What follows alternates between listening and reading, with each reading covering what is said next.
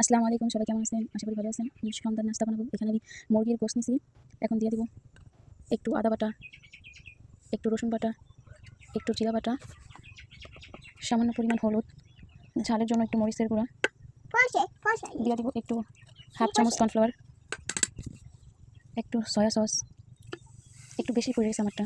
সব কিছু দেওয়া হয়ে গেছে। এখানে আমি ভালোভাবে মাখাইয়ে নেব। সাথে দিয়ে দেবো একটু আটা। এখন দিয়ে দেবো একটু আটা। এখন আমার মাখানো হয়ে গেছে। লবণ আমি আগেই দিছি, মাখানো হয়ে গেছে। এখন আমি ভাজবো। ফ্রাই প্যান আগে থেকে আমি তেল গরম দিছি। এখন আমি গরম তেলে এগুলো দিয়ে দেবো।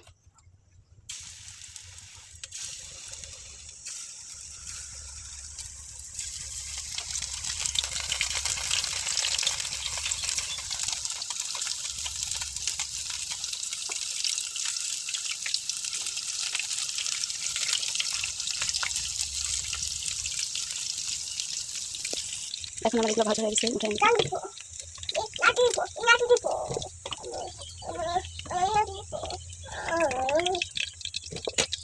এখন আমার এগুলো সব ভাজা হয়ে গেছে। এখানে সস আছে, সস দিয়ে এখন আমরা সবাই খাবো।